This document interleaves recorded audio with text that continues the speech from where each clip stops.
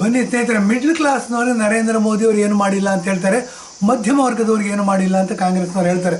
ಬನ್ನಿ, ಮಿಡ್ಲ್ ಕ್ಲಾಸ್ನವ್ರಿಗೆ ಏನು ಮಾಡಿದ್ದಾರೆ ಅನ್ನೋದಕ್ಕೆ ನಾವು ಆಧಾರ ಕೊಡ್ತಾ ಇದ್ವಿ.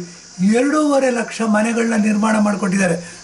ನೋಡಿ, ಎಲ್ಲಿ ನಾವು ಸಿಟಿನಲ್ಲಿ ಇರ್ತೀವಿ ನಮಗೆ ಇದ್ರದ್ದು ಲಾಭ ಗೊತ್ತಾಗುತ್ತೆ.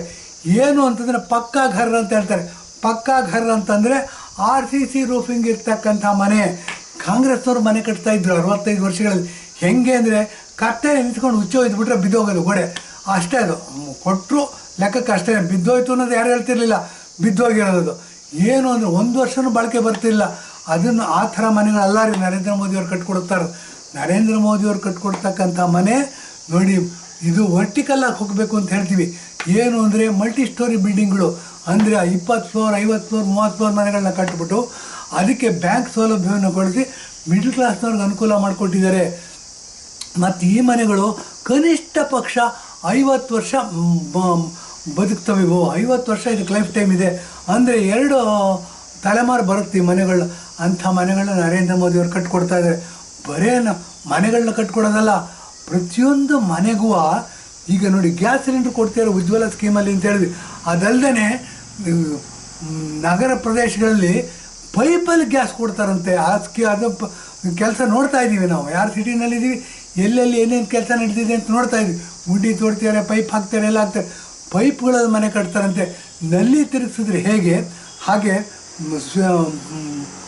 ತಿರುಗಿಸಿದ್ರೆ ವಾಲು ತಿರುಗಿಸಿದ್ರೆ ನಾವು ಗ್ಯಾಸ್ ಬರುತ್ತೆ. ಗ್ಯಾಸ್ಗೆ ಮೀಟ್ರ್ ಇಟ್ಟಿರ್ತಾರೆ. ನಾವು ನೋಡಿ ಸಿಲಿಂಡ್ರಿಗೆ ಹಗಲೆಲ್ಲ ಬುಕ್ ಮಾಡೋದು ಬೇಕಿಲ್ಲ.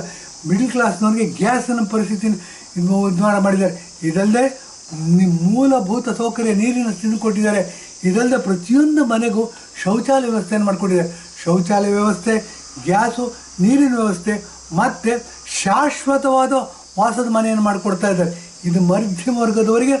ಮತ್ತು ಸಾಲ ಕೊಡ್ತಕ್ಕಂಥ, ಮತ್ತು ಸಾಲದಲ್ಲಿ ಇಂಟ್ರೆಸ್ಟ್ ಸಬ್ಸಿಡಿ ಮತ್ತು ಅಸಲಲ್ಲೂ ಸಹ ಸಬ್ಸಿಡಿಯನ್ನು ಕೊಟ್ಟು ಮಧ್ಯಮ ವರ್ಗದವರಿಗೆ ಬದುಕೋದಕ್ಕೆ, ಶಾಶ್ವತವಾಗಿ ಬದುಕು ಕಟ್ಕೊಳ್ಳೋದಕ್ಕೆ ವ್ಯವಸ್ಥೆ ಮಾಡಿಕೊಟ್ಟಿದ್ದಾರೆ. ಇಂಥವ್ರಿಗೆ ನಾವು ಕಾಂಗ್ರೆಸ್ನವ್ರು ಏನು 65 ವರ್ಷಗಳಲ್ಲಿ ಮಾಡೋಕ್ಕಾಗಲಿಲ್ಲ, 10 ವರ್ಷದಲ್ಲಿ ನರೇಂದ್ರ ಮೋದಿ ಮಾಡಿದ್ದಾರೆ. ಕಾಂಗ್ರೆಸ್ನವ್ರು ಏನು ನರೇಂದ್ರ ಮೋದಿ ಮಾಡಿದ್ದಾರೆ? ಬರೀ ನಮ್ಮ ಆಸ್ತಿ ತೊಗೊಂಡು ಸಾಬ್ರು ಕೊಡ್ತೀವಿ ಅಂತಾರೆ. ಏನು ಮಾಡ್ತಾರೆ? ಕೊಟ್ಟರು ಪರವಾಗಿಲ್ಲ ರೀ, ಮುಕ್ಕಾಲ್ವಾಸಿ ಕಾಂಗ್ರೆಸ್ನವ್ರು ಹೊಡೆದಾಕ್ತಾರೆ. ರಿಮೋಟ್ ಕಂಟ್ರೋಲ್ ಇದೆಯಂತೆ, ಅವ್ರು ಇಟಲಿನೇ ಕೊಂಡ್ಕೊಂಡ್ಬಿಡ್ಬೋದು. ನೆಕ್ಸ್ಟು ಯಾರಿಗೆ ಬಂತು ಸ್ವಾತಂತ್ರ್ಯ ಅಂತ ಮಾತಾಡಿದ್ದೀವಿ ನಾವು. ನಮಗೆಲ್ಲ ಬಂದಿಲ್ಲ ರೀ ಸ್ವಾತಂತ್ರ್ಯ. ದುಷ್ಟ ರಾಜಕಾರಣಿಗಳಿಗೆ, ಭ್ರಷ್ಟ ರಾಜಕಾರಣಿಗಳಿಗೆ, ಕೆಟ್ಟ ರಾಜಕಾರಣಿಗಳಿಗೆ ಬಂದಿದೆ. ಏನು ಅಂದರೆ ಲಂಡನ್ನಲ್ಲಿ, ಇಟಲಿನಲ್ಲಿ, ಫ್ರಾನ್ಸಲ್ಲಿ, ದುಬೈಯಲ್ಲಿ, ಇಂಗ್ಲೆಂಡಲ್ಲಿ, ಅಮೇರಿಕಾದಲ್ಲಿ ಆಸ್ತಿ ಮಾಡ್ಕೋತಾರೆ. ಇಲ್ಲಿ ಕಾನೂನುಗಳು ಯಾವುದು ಅಲ್ಲಿ ಇದಾಗಲ್ಲ. ಏನಾಗುತ್ತೆ? ನಿಮ್ಮಂಥ ಮಿಡ್ಲ್ ಕ್ಲಾಸ್ ಬಡವ ವರ್ಗದ ಮೇಲೆ ಚಪ್ಪಡಿ ಎಳಿತಾರೆ. ಕಾಂಗ್ರೆಸ್ನವ್ರು ಇರ್ಬೋದು, ಕುರುಬರು ಇರ್ಬೋದು, ಒಕ್ಕಲಿಗರು ಇರ್ಬೋದು, ಬೇರೆ ಯಾರು ಇರ್ಬೋದು, ನೀವು ಕಷ್ಟಪಟ್ಟು ದುಡ್ದಿರ್ತಕ್ಕಂಥ ಆಸ್ತಿ ನಿಮ್ಮ ಹೆಸರಲ್ಲೇ ಉಳ್ಕೋಬೇಕು, ನಿಮ್ಮ ಮಕ್ಕಳಿಗೆ ಟ್ರಾನ್ಸ್ಫರ್ ಆಗಬೇಕು ಅನ್ನೋ ಆಸೆ ನಿಮಗಿದ್ದರೆ ಬನ್ನಿ ನರೇಂದ್ರ ಮೋದಿಯವರಿಗೆ ಓಟ್ ಹಾಕಬೇಕು.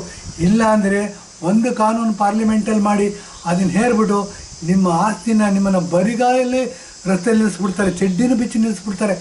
ಇಂಥ ಪರಿಸ್ಥಿತಿ ಬರಬಾರ್ದು ಅಂತಂದರೆ ನರೇಂದ್ರ ಮೋದಿಯವರಿಗೆ ಓಟ್ ಹಾಕಬೇಕು, BJPಗೆ ಓಟ್ ಹಾಕಬೇಕು. ಕಮಲದ ಮೇಲೆ ಬಟನ್ನ ಒತ್ತಿಬಿಟ್ಟು ಓಟ್ ಹಾಕಿ ಅಂತ ಹೇಳಿದ್ದೇನೆ. ಎಪಿಸೋಡ್ ಮುಗಿಸ್ತಾ ಇದ್ದೀನಿ. ಧನ್ಯವಾದ, ನಮಸ್ಕಾರ.